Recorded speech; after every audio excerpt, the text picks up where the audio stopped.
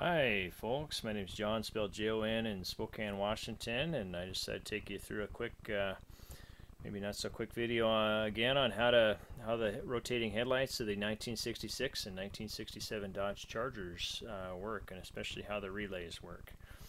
And so I actually make these relays if you need a set for your project. It uses factory colored wiring there with the pigtails all hand cut and crimped, and connections, even the ground soldered there. You can get a hold of me at fastbackjohn@gmail.com. And so here we have a setup of a headlight bucket. This is the right side of the car, so facing the car it would be on our left.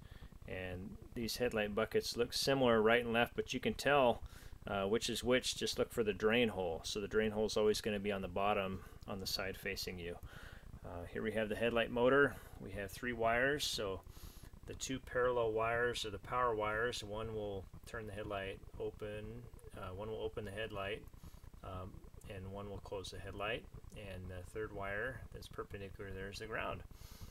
Grounds are very important.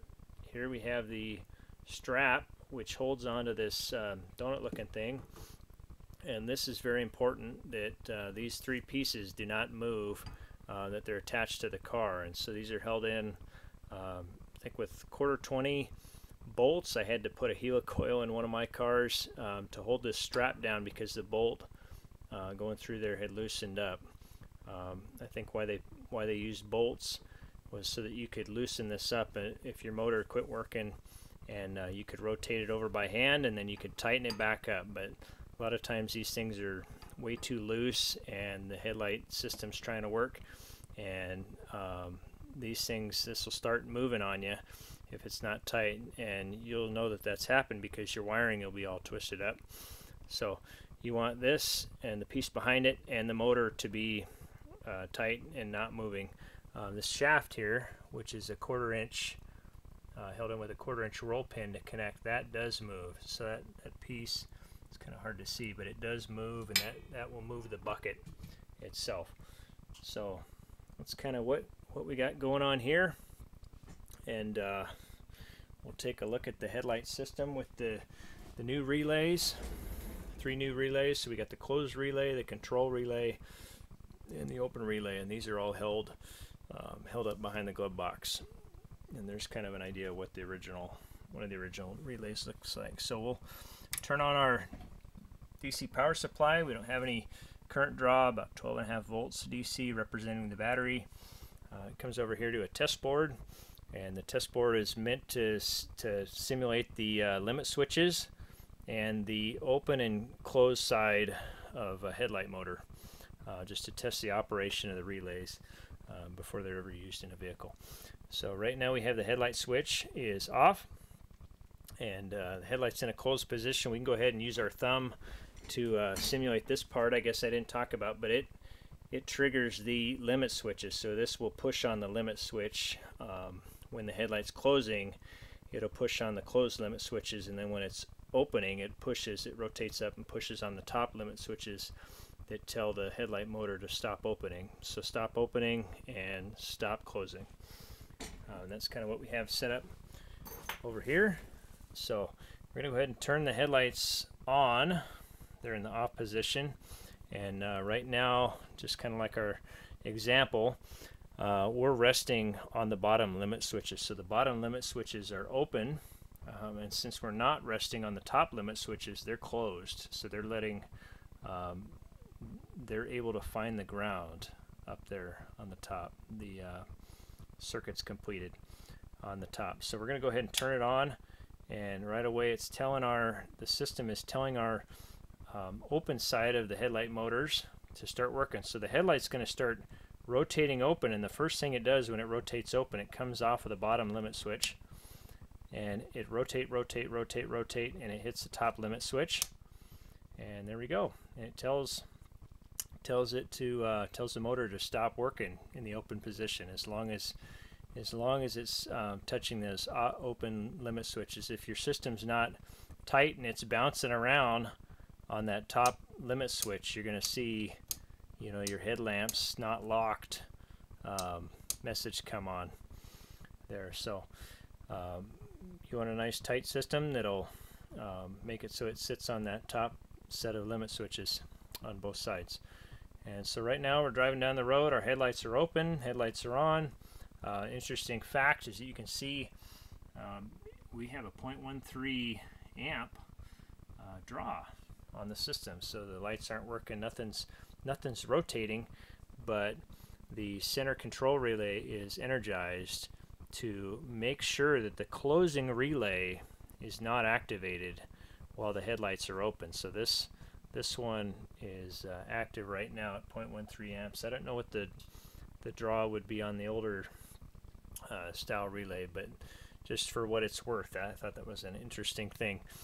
So we're going to go ahead and turn, the headlights are open right now and they're resting on the top limit switches. We're going to go ahead and turn the headlights off, and we can see right away our close limit switch kicked in. So the headlights are going to close, and again the first thing that happens is they're going to come off of those top limit switches to close that circuit, so it can find the ground the next time, and it's going to rotate closed, and it's going to hit the bottom limit switches to tell the system to stop closing the headlights.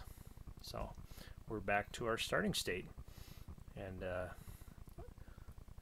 there is no amp draw on the circuit now because the headlights are closed, and the normal state of the control relay is to let the closing relay do its job.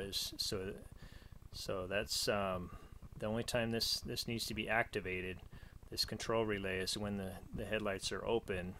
It activates to take the power away from the closing relay, or to make it so that the closing relay can't function. So yeah, that's how that works. And I want to show us one other interesting thing about the ground. So we're gonna do this again, but we're gonna take away the ground and see what would happen if this control relay couldn't find his ground there. So we got just a floating ground. Grounds are very important in electrical system, and so let's get him out of the way, and we're going to turn the headlights on, and we can see again we started with a state where the headlights were off and closed and resting on the close limit switches, and so we turn the headlights on, and it's going to try and activate the headlight motor to open the headlights, to rotate open. And again, the first thing it's going to do is to come off the bottom limit switches, and you can see right away we have a problem because power is going to both the open and the closed side of the headlight circuits at the same time, and that's something we definitely don't want. So that's a problem when you're missing a ground. This ground and this center relay again is designed to take the power away from the closing limit switch when the headlights are trying to open or stay open. So if we connect that back up and get our ground back, you can see that only the open side of the circuit is working with, which is what we want. So it's good to have functioning relays, and I'll go ahead and turn this off, but that didn't hurt anything since this is all just hooked up to test lights, which is good. But I had this original relay here hooked up in place of this just to do a test on it, and it was doing the same exact thing. It couldn't find the ground, and so it was activating both the open and the closed side at the same time, which is not good.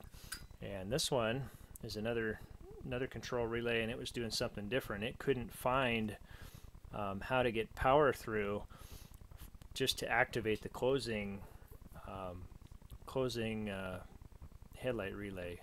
So that's its normal job, is to let power through without being activated or anything. It's normally closed, which you know, a lot of relays you'll find are normally open, and then they're activated. When they're activated, they close. But this center one's different. It's normally closed, and when it's activated, it's open. But this one wasn't even closed. It was so corroded, it couldn't let power through the points and back down to make the closing side of the system work.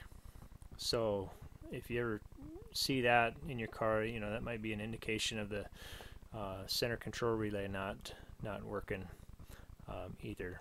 If your closing side doesn't work, or if you're getting power to both sides, those are two different problems you can have with this center control relay. So again, my name's John, fastbackjohn@gmail.com, and good luck in your projects.